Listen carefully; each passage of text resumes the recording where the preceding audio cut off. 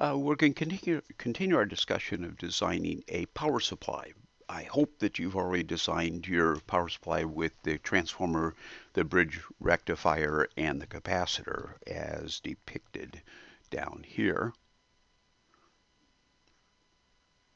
And you should receive about 20 volts of raw voltage here. The problem with this is twofold. Okay, first of all, if you have a change in the input potential, it's generally 120 volts AC. If that changes, and it can change from about 114 volts to 126 volts in California, this results in about a plus or minus 1% change in your output. And so that means that if you're expecting a 20 volt output, you get 19 to 21, which in some cases is unacceptable. The other issue, which is probably a bigger issue, is the ripple.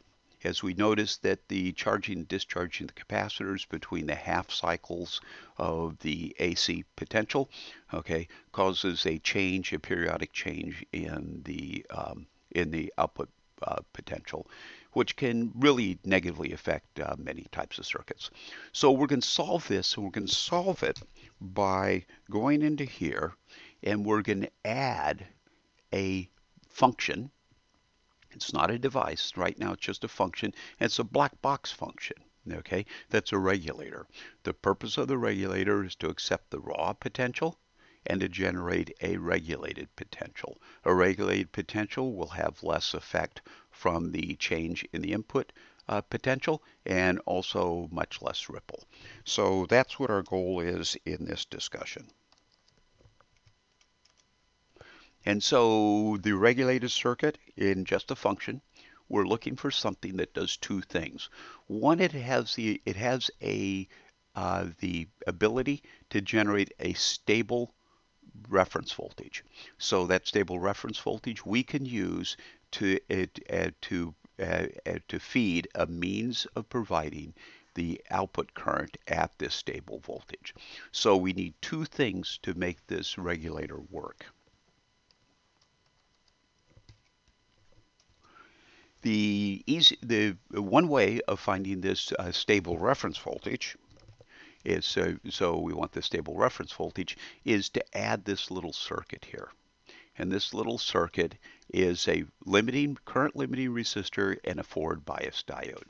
As we looked before about a diode when its forward bias is operating in this region. The potential over here in this region. It's about 0.7 of a volt, and the potential across the diode, which is shown right here, is fairly independent of the current that's going through the diode.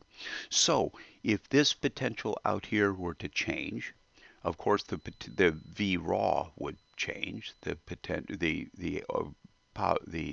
potential across the current, which would change the current through this resistor, but it would have a modest effect on the potential across the diode. And so therefore we have a fairly stable reference voltage right here of 0.7 of a volt. Now that works, but the problem is, who wants 0.7 of a volt? It's just too small. So what we're going to do is we're going to use a different diode, and this is not your standard diode. It's called a Zener diode. We plug the Zener diode in a similar way through the current limiting resistor. Without the current limiting resistor, by the way, we destroy the diode. And so but the diode is plugged in backwards. So we're running this diode in its reverse biased region, which is in this region over here. So what happens is that if the potential is large enough, we have another place where the diode starts conducting current, which is right over here on this line. And that other place is called the reverse bias, okay, or the reverse breakdown. If it's a Zener diode, the manufacturer can precisely control where that reverse breakdown is, and we can find Zener diodes with reverse breakdown voltage from 3 volts to 200 volts. So in order to get a nice reference voltage, we just simply go to our catalog, pick out a Zener diode whose Zener value or Zener breakdown is the appropriate potential. So now we can set whatever potential we want over here.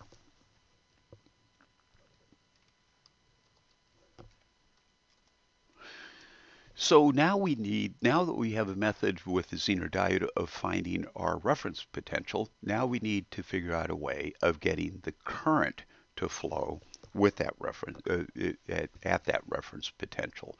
And so the way we do that is we use something called a transistor. A transistor is a three-terminal device, and we'll talk about it a little bit more later or in the next slides.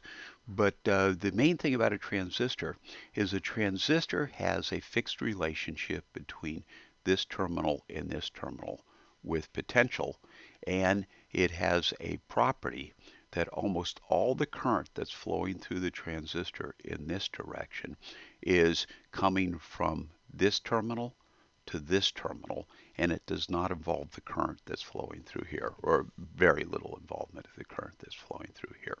So we have a transistor, and the purpose of the transistor is to provide the current to our output load and have a potential V out that's approximately the potential here of our reference potential that was generated by the diode.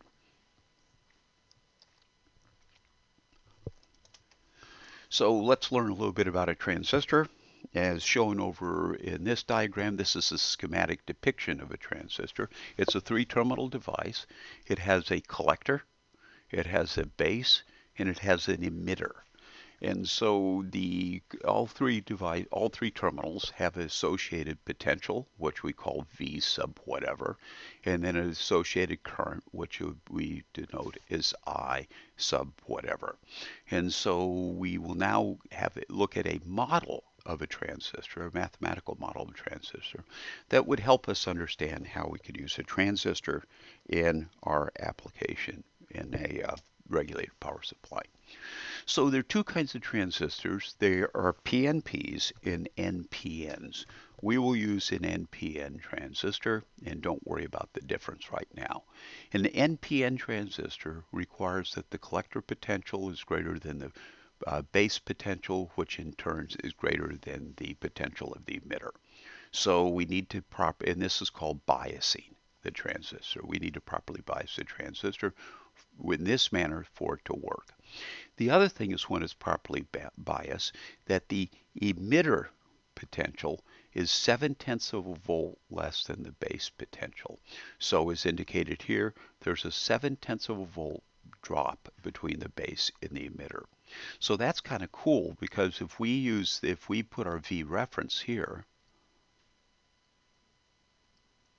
as the base voltage, then we know that the emitter voltage will always be 7/10 of a volt lower, or approximately 7/10 of a volt. This does vary a little bit with temperature and the amount of current flowing through, but for our purposes, let's just say it is 7/10 of a volt. The other thing that's important about a transistor is that the potential between the collector and the emitter, okay, can be varied, okay? And so that's variable. And that's as long as the collector potential is 3/10 of a volt higher than the emitter potential. So that's what we have as a transistor. Now let's look at the currents that's going through a transistor. We find the current that's going through the transistor is that the emitter current, in this case that would be our load current that's going to the load, okay, is just the sum of the base and the collector. So this is pretty straightforward. That's by definition. Now, the thing that's magic about the transistor is that the collector that's going through the current, or actually it's the emitter, but that's okay. I'll just say the current is a factor of beta greater than the current that's going through the base. And that beta is the gain of the transistor, which can be as low as, let's say, 20, and as high as 100 or to a few hundreds in typical transistors. So what we can do here is we can put an entire picture of how a transistor works, as shown here. We can talk about the potentials, and the main thing we want about the potential is that 7/10 of a volt difference.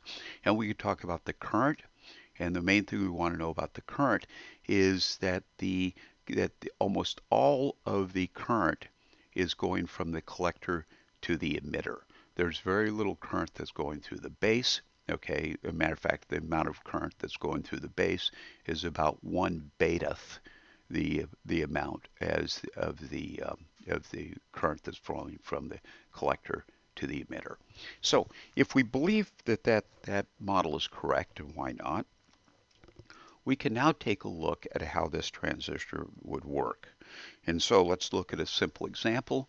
So we have the setup that we've had before, the transistor that's hooked to the top part of the Zener, which means that the base is at the reference voltage for this Zener. Let's suppose we have a 20-volt supply. We want about 12 volts output, and we have a resistive load of about 100 ohms. So what we need to do is to first establish the reference voltage. We can find a 12-volt Zener, okay, which means we'll set here this at 12 volts. So this will be 12.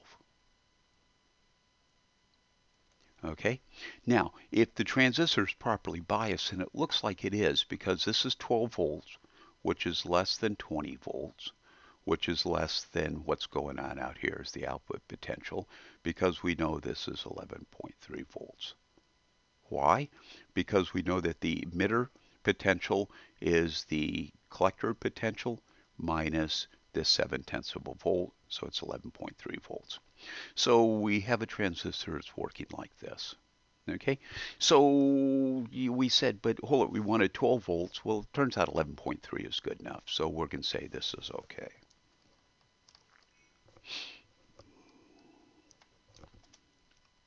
Now let's look at the currents that are involved with this thing.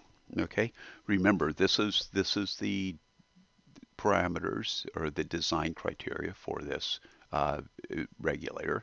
And so we said when the load is 100 ohms, we have the emitter current, which is this, is equal to 11.3 volts, the potential across the load resistor, divided by 100 ohms, and that's about 1/10 of an amp.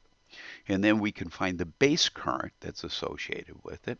Well, the base current is approximately the emitter current, which is this is IE, okay, divided by beta.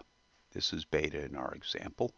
And so we say, well, it's really beta plus 1, but we don't worry about that because beta is so much bigger, 100 is so much bigger than 1, and so this is about 1.1 milliamp. So we have 1.1 milliamp going into the base, and that produces about 100 milliamps going out of the emitter. So we're pulling very little current in this direction, which is really, really important. We'll see why in just a moment. So let's find the required value of this current limiting resistor. We call it R diode or RD. Okay, we need a certain amount of current to go through the Zener, so it'll behave correctly in that Zener breakdown. In other words, we have our IV graph that looks like this, and we need a certain amount of current that's going through the Zener. This is ID of the Zener, and this would be the Zener potential, VD. Okay, so in typical Zeners, a few milliamps does it, so let's make 5 milliamps. So we know that there's 1.1 milliamps through here. There's about 5 milliamps through the Zener, and that's to keep the Zener down here at this straight part of the breakdown voltage. So we need about 6 milliamps that are going through it. Okay, what is the potential across the Zener? Or I'm sorry, what's the potential across the resistor, RD? Well, we have 20 volts from the top of the resistor to ground, and that 20 volts is divided between RD and the potential across the Zener. We know that potential across the Zener is 12 volts, so we know there's 8 volts across the resistor. So we have 8 volts across the resistor, and then we have 6 milliamps through the resistor. That says that resistor wants to be about 1300 ohms. Now you can't buy a 1311 ohm resistor, but we notice in our stock we have access to 1.2 k ohm or 1.5 k ohms, so we select 1.2 kiloohms. And so RD is going to be equal to 1.2 k ohms. Now, if you said, why don't we pick 1.5 kiloohms? Well, what happens, that will go through and reduce the current available to the Zener. And as we pull more current through the base, we can get a situation where the Zener is operating at too low of a current right here, which means we'll have a bigger spread in the voltage reference. So we don't want to do that. Okay, now let's go through and find the power, because when we're building a power supply, we want to be careful about the amount of power that's being dissipated by each device. So what is the amount of power that's dissipated across the 1.2 k ohm resistor? Well, the potential across it is 8 volts. It's a 1200 ohm resistor, and so it's a half a watt. So we'd need a resistor that's going to tolerate a half a watt. The Zener is 12 volts across the Zener, but it only has 5.5 milliamps. And so you said, hold it only had 5 milliamps. No, because we used a smaller resistor, we had to recompute that. So it's about 70 milliwatts. So that's easy. Okay, anything's going to handle that. The transistor, the potential where most of the current is flowing through this way in the transistor. So we're looking at the difference between VC, which is this potential, and VE, which is this potential. So that's between 20 volts and 11.3 volts, and then that's 113 milliamps, and that's a 1 watt transistor. Now, the transistors we have we're using are only half watts, so we're going to have to be careful about the current through here. And then what about the load resistor? The load resistor is going to be, we're going to be delivering about 1.3 watts to the load resistor. So those are all the power designs, or the power requirements, and we must make sure that we have components that will satisfy those. Just for grins, we did the same thing by after we reduced the current that's flowing out the load by going from 100 ohms to 1,000 ohms. So we did 1,000 ohms out here. And we find we can repeat it, and the amount of power that's going through RD is much smaller. The Zener is basically about the same. The power in the transistors only went down from 1 watt to a tenth of a watt, and the power across the load, of course, is 1/10 of what it was before. So with the 100 ohm resistor, the previous example for power was the one that we need to gives us our maximum power in all the devices in the circuit.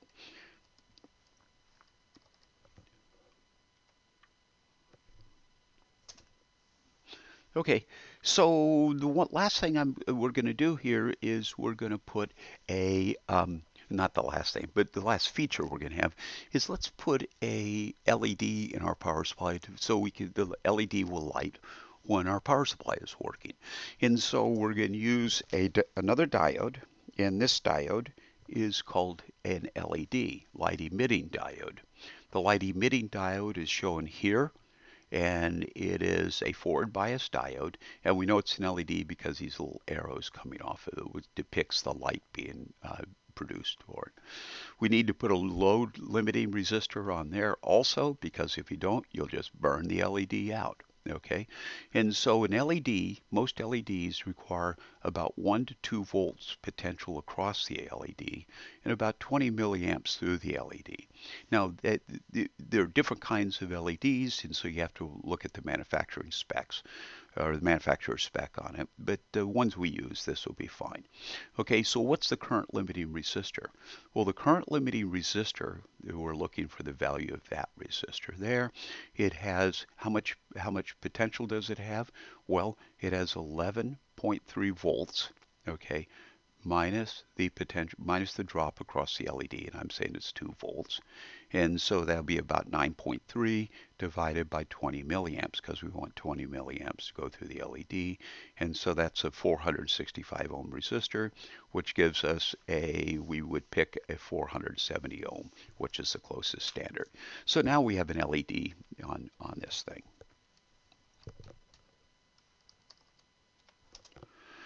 Okay, now let's talk about the transistors we use. There are many kinds of transistors. The one I'm interested in is we're going to use a fairly inexpensive, fairly low power transistor. And the reason for that is we burn anything out, we'll burn the transistor out rather than the transformer and all this other stuff.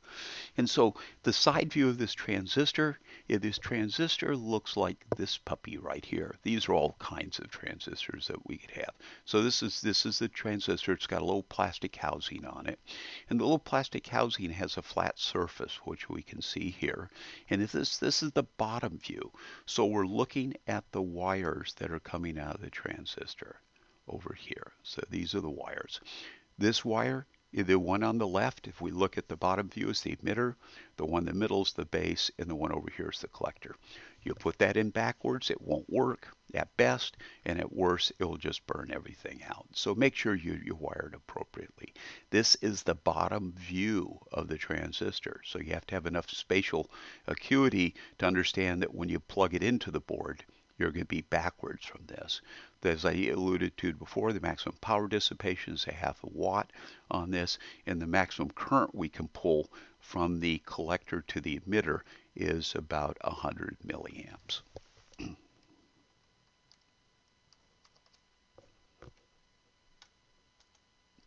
This is the breadboard that I used for this, and let's go through and just experiment with it or see if we understand how it works. This is all of the stuff we did before, right? So I think this is stuff that's pretty straightforward, okay? Hopefully you didn't affect that, okay? Let me see if I can get this circled and stay circled. Okay, this is old stuff.